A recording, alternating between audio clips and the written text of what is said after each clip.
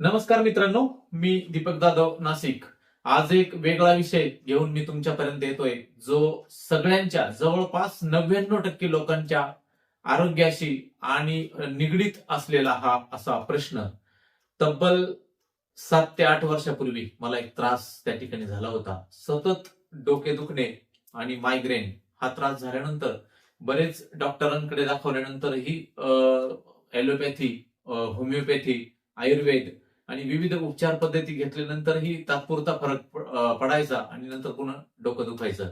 त्याच काळामध्ये साधारणपणे धीरूभाई अंबानी यांचं ब्रेन ट्युमरनी निधन झालं आणि ब्रेन ट्युमरनी निधन झाल्यानंतर जेव्हा असे काही न्यूज आल्या समोर की धीरूभाई अंबानी 9-9, 10-10 तास 2-2 मोबाईल, आता ते मोठे उद्योगपती असल्यामुळे सतत मोबाईलवर बोलणं असायचं आणि त्या मोबाईलच्या जे काही रेडिओ तरंग असतात त्याच्यामुळे त्यांना ब्रेन ट्युमर झालेला होता. आणि माझ्या लक्षात आलं ती गोष्ट की कदाचित आपण जेव्हा मोबाईलवर बोलतो तर मोबाईल मधून निघणारे जे काही इलेक्ट्रोमॅग्नेटिक तरंग आहे त्याचा परिणाम तर नसेल, म्हणून मी 7 ते 8 वर्षापासून मोबाईल डायरेक्ट स्पीकरवर टाकला आणि स्पीकरवर 99% म्हणण्यापेक्षा 100% मी स्पीकरवर कुठलाही कॉल असेल स्पीकरवर टाकून बोलतो. तर माझं असं लक्षात आलं की 5 दिवसामध्ये माझं डोकं दुखणं पूर्ण बंद झालं, मायग्रेन देखील बंद झालं आणि तब्बल 8-9 जसे वर्ष झाले तब्बल मी तसा स्पीकरवर टाकूनच मोबाईल बोलतो. मला अजिबात त्रास त्या ठिकाणी नाही. तर मित्रांनो बघा, जेव्हा हजारो वर्षापूर्वी जेव्हा अशी कल्पना लोकांनी केली असेल की असं एखादं मशीन असेल का की आपण दूरच्या देशातील व्यक्तीला बोलू, त्याच्याबरोबर आपण बोलणे करू शकू कदाचित. तर त्या लोकांना कदाचित ह्याचा एखादा चमत्कार वाटला असेल किंवा त्यांच्या मनातही असं नसेल की असं होऊ शकतं. परंतु विज्ञानाचा जो काही शोध आहे त्या शोधामुळे मात्र आपण जग अगदी जवळ आलंय. अगदी अमेरिकेतला माणूस खेड्यामध्ये बोलतो, अगदी व्हिडिओ कॉलिंग करतो.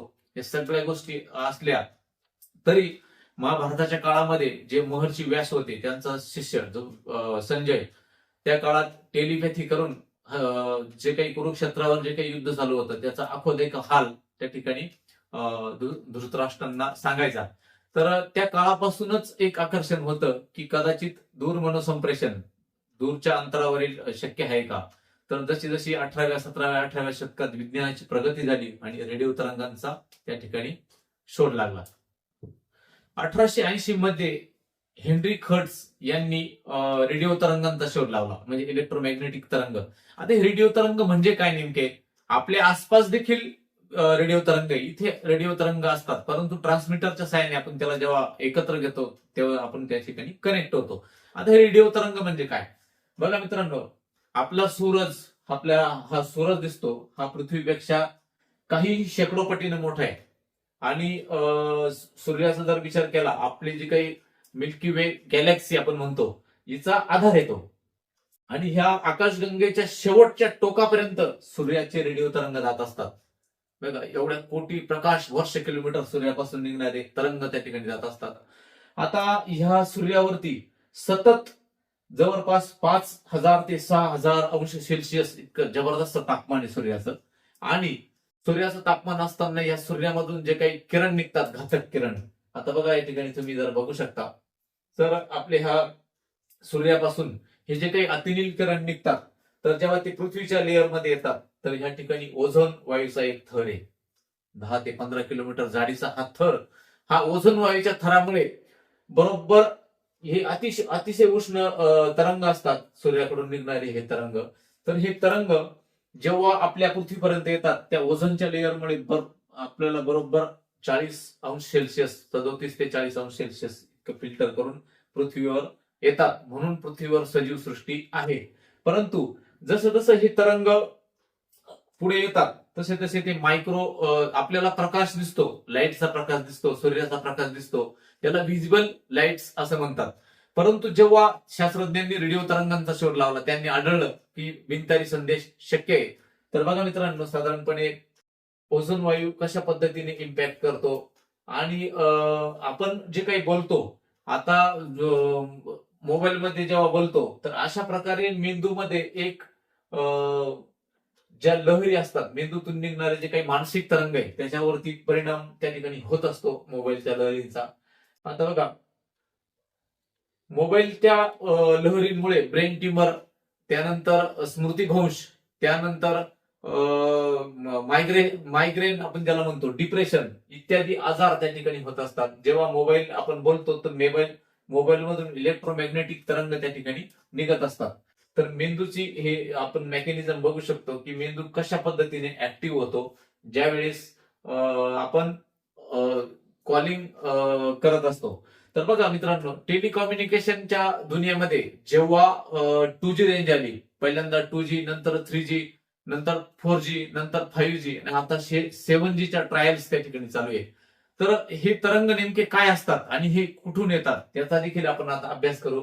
बघा मित्रांनो, याच्यामुळे काय होतं की मायग्रेशन, चिंता, तणाव आणि डिप्रेशन हा मोबाईलमुळे होतो. त्यामुळे शक्यतो करून मोबाईल हा स्पीकरवर टाकूनच बोला. कारण जेव्हा तुम्ही मोबाईल ह्या बाजूला धरता आणि जर दुसऱ्या बाजूने जर टावरचे जर जे रेंज येत असेल तर ती मेंदूमधून जेव्हा येते, आपल्या मेंदूमध्ये लाखो न्यूरॉन्स आहे. दररोज ते कित्येक नष्ट होतात आणि पुन्हा पुनर्जीवित नवीन न्यूरॉन्सची निर्मिती होत असते. तर हे जे तरंग असतात हे मेंदूतून येताना डॅमेज करतात मेंदूला आणि त्या ठिकाणी ब्रेन ट्युमर देखील होऊ शकतो. जर दीर्घकाळ तुम्ही मेंदूशी जर मेंदूवर फोनवरती जर बोलत असाल तर बघा मित्रांनो, आता हा व्यक्ती बोलतोय परंतु टावरचे ते तरंग येतात आणि तरंग येतात तेव्हा ते मेंदूच्या ह्या संपूर्ण भागाला त्या ठिकाणी बाधित करतात. 1-1 तास, 2-2 तास, 4-4 तास उद्योगपती मोबाईलवर बोलत असतात आणि या मोबाईल मधून जे काही इलेक्ट्रोमॅग्नेटिक व्हेव्स त्या ठिकाणी निघत असतात त्याच्यामुळे कदाचित मेंदूचे विकार होण्याची असते. आता बघा, अनेक घरांवरती देखील टावर कंपन्यांनी बसवलेले आहे.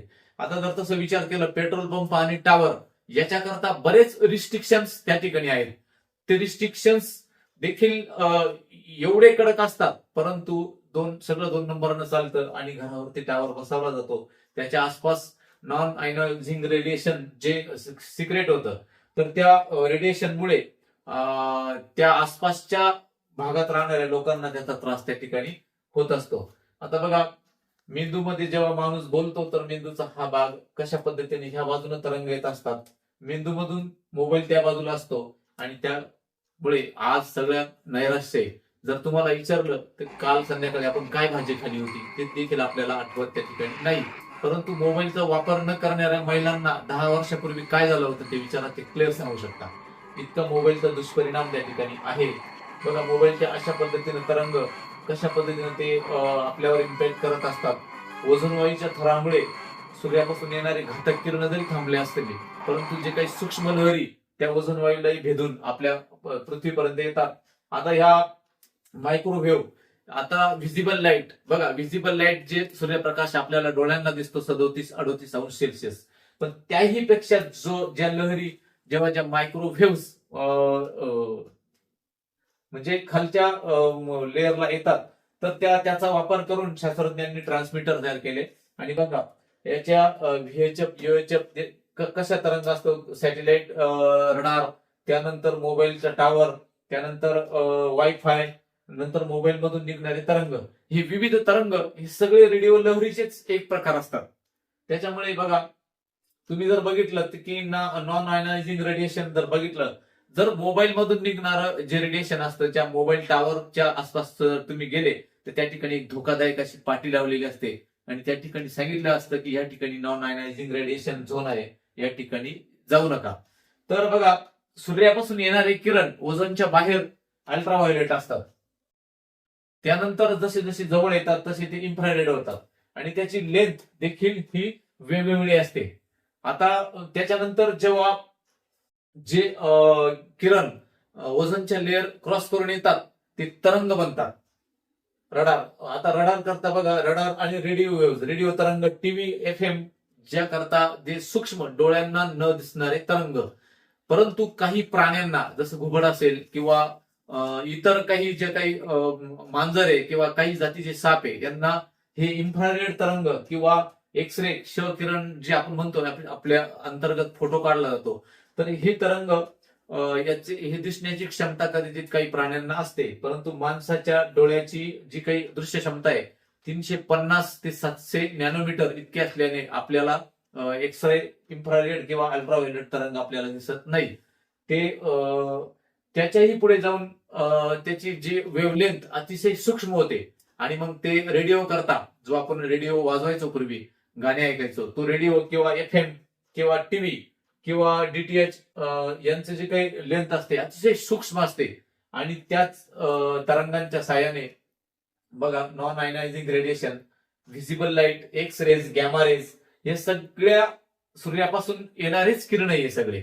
फक्त ते अतिनीलकरण असतात आणि सूक्ष्म जे तरंग आहे ते शास्त्रज्ञांनी त्याचा शोध लावला. तर बघा मित्रांनो, की नॉन आयनायझिंग रेडिएशन कसं घातक आहे, तर तुम्ही जेव्हा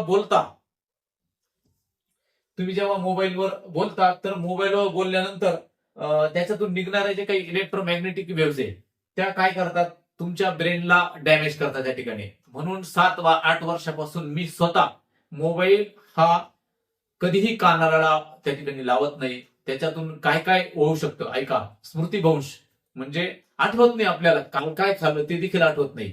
त्याच्यामुळे बुद्धीवर परिणाम होतो. त्यानंतर डोळ्यावर परिणाम होतो, आपल्या डोळ्यावर परिणाम होतो. त्याच्यानंतर मायग्रेनचा त्रास होतो. नंतर सतत डोके दुखणे आणि वय देखील कमी होणे, डोक्याचे केस सफेद होणे, अनेक प्रकारचे आजार, त्याच्यातून डिप्रेशन, हे आजार मोबाईलतून होऊ शकतात. आता बघा, आता मग मोबाईलचा वापर बंद करायचा का, तर नाही. मोबाईल हा आपल्या जीवनाचा एक भाग झालाय. तर मोबाईल हा स्पीकरवर टाकून बोलायचं. कधी लक्षात घ्या, मोबाईल हा स्पीकरवर टाकून तुम्ही बोला. त्यानंतर मोबाईल हा हृदयाच्या बाजूला जो खिसा आहे, या खिशामध्ये कधीच मोबाईल ठेवायचा नाही. कारण मायक्रो सर्क्युलेशन त्या ठिकाणी असतं आपल्या हृदयाचं. आणि या ठिकाणी देखील लक्षात घ्या, तुम्ही जेव्हा जेव्हा तुम्ही मोबाईल या ठिकाणी ठेवाल तर त्या ठिकाणी छाती दुखते, चमक निघते, मसल पेन्स त्या ठिकाणी होत असतो. म्हणून मोबाईल हा खालच्या खिशात एकतर ठेवायचा किंवा गरज नसताना जेव्हा तुम्ही कनेक्टिव्हिटी म्हणजे इंटरनेटची जी काही कनेक्टिव्हिटी असते ती बंद करून द्यायची. त्यावेळेस मात्र मोबाईल त्या इलेक्ट्रोमॅग्नेटिक व्हेव्स त्यातून जास्त मोठ्या प्रमाणात निघत असतात. मी असा जर उभा आहे आणि माझ्या हातात मोबाईल आहे, परंतु जर ह्या बाजूच्या जर मोबाईल टॉवरची रेंज असेल तर माझ्या सरळ मेंदूतून ते किरण ह्या बाजूला येतात आणि ते मेंदूला त्या ठिकाणी डॅमेज करतात. म्हणून हे तरंग समजून घ्या. 10वीच्या पुस्तकामध्ये देखील आपल्याला इलेक्ट्रोमॅग्नेटिक व्हेव्सची लेंथ त्या ठिकाणी दिलेली होती, की रेडिओ तरंग कसे असतात, व्हिजिबल लाईट कसा असतो, इन्फ्रारेड तरंग कसे, मायक्रो ओव्हन मध्ये जे काही मायक्रोवेव्ह वापरले जातात, गरम करून त्या ठिकाणी अन्न शिजवलं जातं, त्या ठिकाणी मायक्रोवेव्ह मध्ये इन्फ्रारेड वापरतात. व्हिजिबल लाईट, अल्ट्राव्हायोलेट किंवा आपल्या रिमोट मधून जे निघणारे ते देखील इन्फ्रारेड त्या ठिकाणी तरंग असतात. त्याच्यामुळे मोबाईल, टीव्ही आणि जे काही रिमोट असतो याच्यामध्ये देखील आपण जाणं चुकीचं असतं. या गोष्टी सगळ्यांनी लक्षात ठेवा. कारण मित्रांनो बघा, जरीही विज्ञानाचा कुठलाही शोध असा आहे की तो त्याचे दुष्परिणाम जेव्हा होतात तेव्हा त्याच्यावर एक्सपेरिमेंट सुरू होतं आणि त्याच्यावर बंदी आणली जाते. अगदी कीटकनाशकांचंही तसंच झालं. आणि अनेक गोष्टी विज्ञानाच्या अशा आहे की त्याचे दुष्परिणाम लक्षात आल्यानंतर त्याच्यावरती शोध सुरू होतो. हा प्रयोग मी माझ्यावर स्वतःवरच झाला होता. माझं सतत डोकं दुखत होतं, सगळे उपचार करूनही थांबत नव्हते. मी जेव्हा मोबाईल हा 100% स्पीकरवर टाकून बोलतो तर माझा सगळ्या गोष्टी त्या ठिकाणी थांबल्या. म्हणून सर्वांना एक विनंती आहे की मोबाईल एक तर स्पीकरवर टाकून बोला किंवा मोबाईल ह्या बाजूला देखील हृदयाच्या बाजूला ठेवू नका. हा व्हिडिओ आज त्याच करता बनवला की सूर्यापासून येणारे मुक्त किरणे, बघा तुम्ही जर तसं बघितलं तर सूर्यापासून हे तरंग येतात जे अगदी आपल्याला निसर्गाने दिलेली एक देणगी आहे ती. जसं सौर ऊर्जेचा वापर करून आपल्याला इलेक्ट्रिसिटी आपण जनरेट करतो. तर तुम्ही बघता की मित्रांनो की सूर्यापासून येणारे जे काही तरंग आहे आणि सूर्याची जी एनर्जी आहे ही फ्री आहे संपूर्ण. सौर ऊर्जेचा वापर करून आपण इलेक्ट्रिसिटी जनरेट ही मुक्त करू शकतो, फुकट करू शकतो. तसेच जे रेडिओ तरंग आहे जे अगदी 1977 मध्ये जे काही व्हायजर यान सोडलं होतं ते आता प्रकाश वर्ष किलोमीटर आपल्या गॅलेक्सीला पार करून बाहेर गेलं. परंतु सूर्यापासून निघणारे रेडिओ तरंगांना धरून ते अजूनही त्याचा संपर्क 27 तासाने पृथ्वीशी संपर्क होतो. म्हणजे मंगळावरून किंवा चंद्रावरून जो काही संपर्क आहे हा सगळा सूर्याच्या रेडिओ तरंगांच्या धरून आपण नियंत्रण कक्ष, इस्रोचं नियंत्रण कक्ष किंवा मंगळावर चंद्रावर पसरलेले ट्रान्समीटर आणि सूर्यावर ज्या नियंत्रण केंद्रात असलेले काही उपकरणं यांच्याशी संपर्क साधण्याचं माध्यम म्हणजे रेडिओ तरंग. जे रेडिओ तरंग या विश्वामध्ये अखंड फिरत असतात. फक्त मानवाने विज्ञानाच्या सहाय्याने ट्रान्समीटर तयार केलं, त्याला कॅच करता येतं. आपला मोबाईल हा एक ट्रान्समीटरच आहे.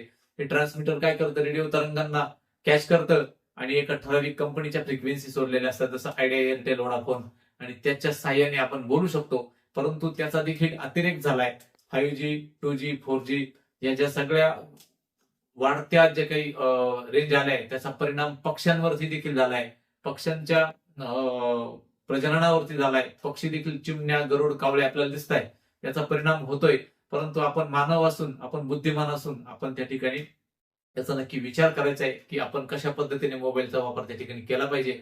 रात्री झोपताना तुमचा मोबाईल कनेक्टिव्हिटी बंद करून आपल्या मेंदूपासून तो दूर ठेवायचा आहे. ह्या सगळ्या गोष्टी तुम्ही त्या ठिकाणी करायच्या आहे. आजच्या ह्या व्हिडिओतून मला हेच सांगायचं होतं की कदाचित भविष्यामध्ये हे मोठं संकट आपल्या करता ठरू शकतं. धन्यवाद.